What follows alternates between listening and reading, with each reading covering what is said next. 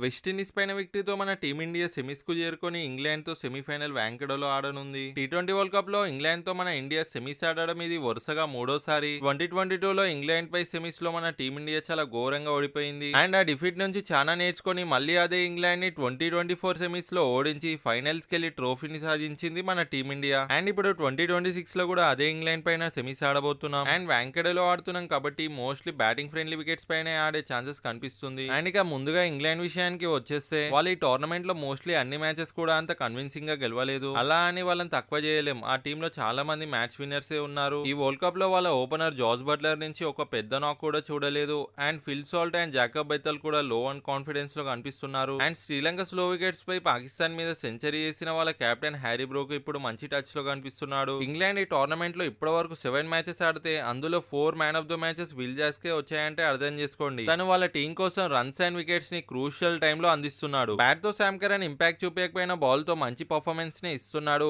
ఒక విధంగా బౌలింగ్ లో ఇంగ్లాండ్ టీం మంచి పర్ఫార్మెన్స్ ని ఇస్తుంది. Jofra Archer, Adil Rashid, Overton మంచి రిధమ్ లో కనిపిస్తున్నారు. కానీ ఇంగ్లాండ్ టాప్ ఆర్డర్ బ్యాటర్స్ మాత్రం ఆఫ్ కలర్ లో కనిపిస్తున్నారు. And importantly England batters spin ఆడడంలో కొంచెం ఇబ్బంది పడుతున్నారు. సో స్పిన్నర్స్ కి ఇక్కడ వ్యాంకడ్ వికెట్ నుంచి కొంచెం హెల్ప్ ఉన్నా గానీ కుల్దీప్ యాదవ్ ప్లేయింగ్ లెవెల్ లోకి వచ్చేస్తాడు. కుల్దీప్ ప్లేయింగ్ లెవెల్ లోకి వస్తే మోస్ట్లీ తను హర్షదీప్ ప్లేస్ లోనే రావచ్చు. అది కూడా స్పిన్నర్స్ కి హెల్ప్ ఉంటే మాత్రమే. అండ్ ఇక మన టీమిండియా మాత్రం చాలా హై ఆన్ కాన్ఫిడెన్స్ తో ఈ మ్యాచ్ లోకి వస్తుంది. సంజు శాంసన్ ఇన్నింగ్స్ తో మన వాళ్ళందరూ కూడా బూస్టప్ అయ్యారు. ఇన్ఫాక్ట్ మన టీమిండియా సౌత్ ఆఫ్రికా పైన ఓడిపోవడం వల్ల చాలా విషయాలను నేర్చుకోగలిగింది. అండ్ ఇక ప్లేయింగ్ లెవెల్ విషయానికి వచ్చేస్తే అండ్ మోస్ట్లీ మన బ్యాటింగ్ లైనప్ లాస్ట్ మ్యాచ్ లాగానే ఉంటుంది. ఈ మ్యాచ్ లో కూడా Abhishek, Sanju and Ishan top order లో ఆడతారు. Surya at number 4, Tilak at number 5 and Hardik at number 6 లో ఆడతారు. అండ్ మ్యాచ్ సిచ్యువేషన్ బట్టి మన లోవర్ ఆర్డర్ బ్యాటర్స్ షఫల్ అవుతారు. కొన్ని సిచ్యువేషన్ లో సూర్య క్యాప్టెన్సీలో కొన్ని అగ్రెసివ్ మూవ్స్ చేయాలి. అండ్ ఈ మ్యాచ్ లో మన వాళ్ళు ఒకవేళ బ్యాటింగ్ ఫస్ట్ చేస్తే మాత్రం 220 పైన టార్గెట్ చేయాలి. అదే బ్యాటింగ్ సెకండ్ చేస్తే మాత్రం ఇంగ్లాండ్ ని మాత్రం 180 లోపే రెస్ట్రిక్ట్ చేయాలి. సో ఒకవేళ డిఫెండింగ్ చేసే టైం కి డ్యూ వస్తే మాత్రం మనకి చాలా ఇబ్బంది అవుతుంది. సో బ్యాటింగ్ ఫస్ట్ చేస్తే మాత్రం 220 పైన టార్గెట్ చేయాలి. సో అది డిఫెండింగ్ చేసుకోవడానికి కొంచెం హెల్ప్ అవుతుంది. అండ్ వ్యాంకడే లాంటి చిన్న గ్రౌండ్ లో ఏమైనా జరగచ్చు. సో ఇలాంటి స్టేజ్ లో అందరు కూడా ప్రోయాక్టివ్ గా ఉండాలి. అండ్ ఫీల్డింగ్ లో మన వాళ్ళు చాలా మిస్టేక్ చేస్తున్నారు. సో ఫీల్డింగ్ లో అస్సలు ఛాన్స్ ఇవ్వకూడదు. అండ్ మనకి ముఖ్యంగా వరుణ్ చక్రవర్తి ఫామ్ చాలా ఇబ్బంది పెడుతుంది. సో ఈ మ్యాచ్ లో అందరు కూడా మంచిగా పర్ఫామ్ చేసి టీమిండియాని ఫైనల్స్ కి తీసుకెళ్లాలి. అండ్ ఈ మ్యాచ్ లో టాప్ స్కోరర్ గా ఎవరుంటారో కామెంట్ లో చెప్పండి.